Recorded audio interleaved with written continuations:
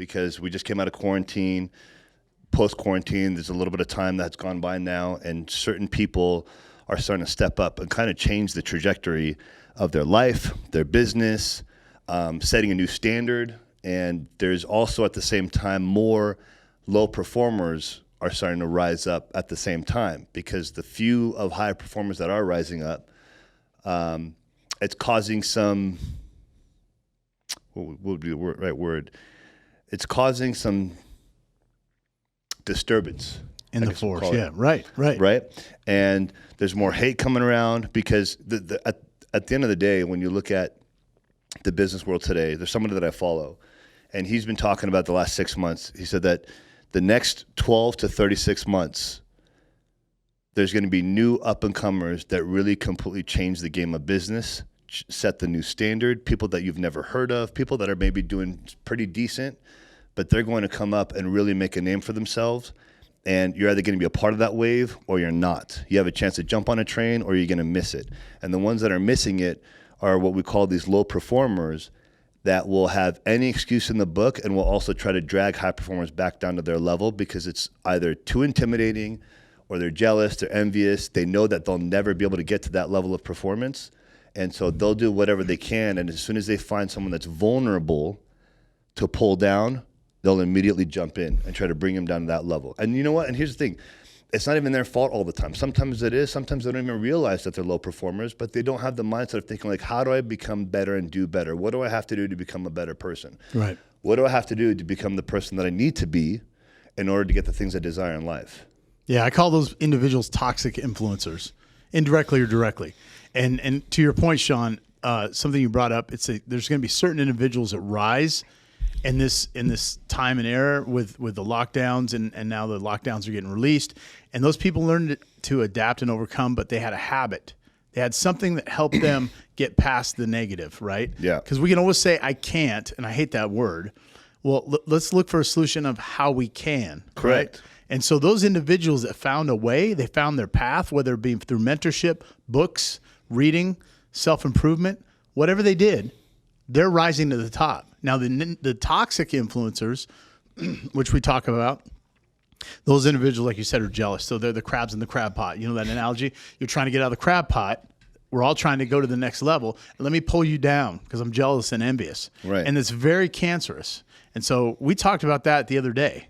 And I know you can elaborate some more on this. Yeah, it's not. The challenge with it is they're more problem-oriented than solution-oriented. Right. Like you and I just had a scenario. You gave me a phone call last night, and then we talked a little bit about it today. And it kind of set me a little off because I was tainted about the situation. And you had explained to me that you told somebody like, hey, man, if I don't go to Sean with a solution and I just tell him the problem, he's going to be very pissed off. He's brought us together for this. We're supposed to be here as a team. And if I go to him with just the problem and the solution, there's going to be a bigger problem at hand. And this way, at least there's something to look forward to as soon as I drop the bomb on him. Absolutely. Absolutely. And you know, I've always been taught by mentors, what's the solution? Because we're always looking at, it's easy to look at the negative. It's easy. It's everybody's way out. It's everybody's way out, right? I quit. I can't do it. I give up. I'm unmotivated. I'm lazy, whatever it is. But what's the solution? And I think if people focus all their energy on, let me find a solution to the challenge. I hate saying problem too, right? Right. It's a challenge. I use challenge over problems with in my coaching sessions. Right. Because am I a problem? No. We're going to find a challenge. We're going to find a solution to the challenge. Right.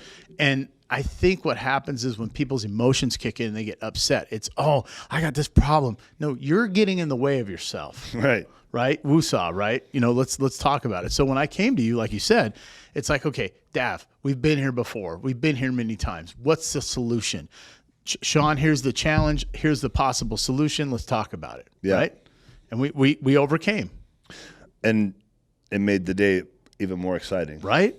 Yeah, and I think the problem is, one of the biggest problems or challenges we'll say with this situation is these low performers that are envious, they don't like the fact that they see a high performer and they realize that I can't do that.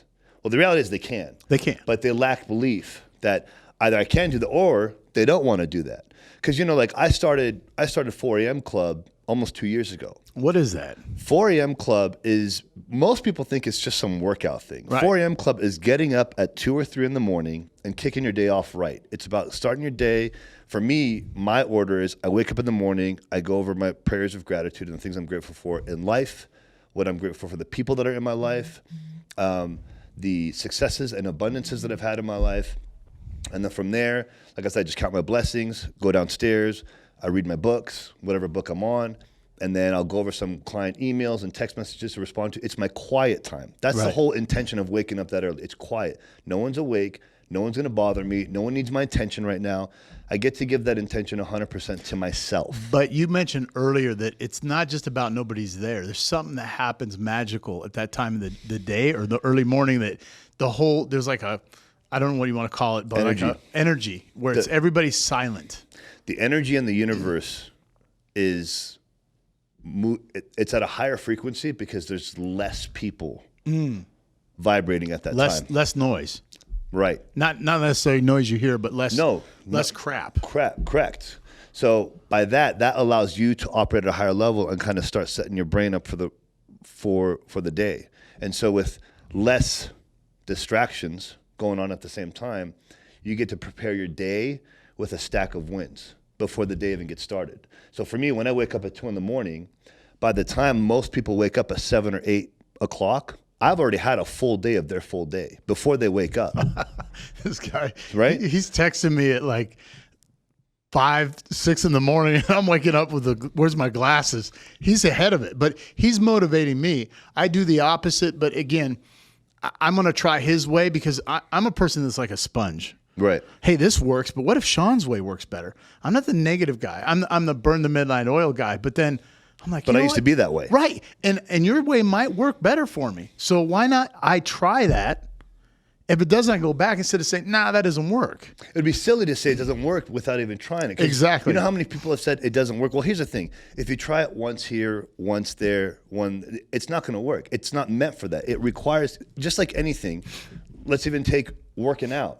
It takes extreme focus and consistency for it to actually start creating a result. It's not something I can just do Monday, Tuesday, Wednesday, fuck it, it doesn't work, and I'm just not going to do it anymore. Like You have I've been to have doing the this- habit. I've been doing this for 2 years. And here's the thing, by me starting 4 a.m. Club, not just for myself, but for everybody else. Well, let me rewind for a second.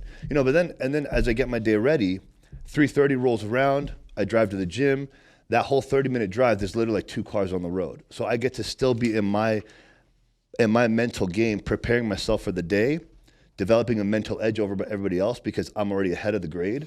And then 4 o'clock rolls around, I'm at the gym and I'm working out, and I go till about 5:30, get home, shower, eat, get the rest of the day prepared. And like I said, by the time you wake up, I've already finished your whole day. You have. But here's my question. And I don't want to get off topic too much, but how many hours a day do you sleep or night? 4. 4 That's hours. That's all I need. Wow. I But see. you've mentally and physically trained your body and your mental prowess to adapt Yeah. to that, or does it just kick in? Both. It does take an adjustment period. I tell everybody, like, first of all, I don't recommend anybody doing 4 hours. That takes a special type of crazy to get there. And I try to tell people 5 or 6 hours is really all you need. Anything more than that is it's just your mind.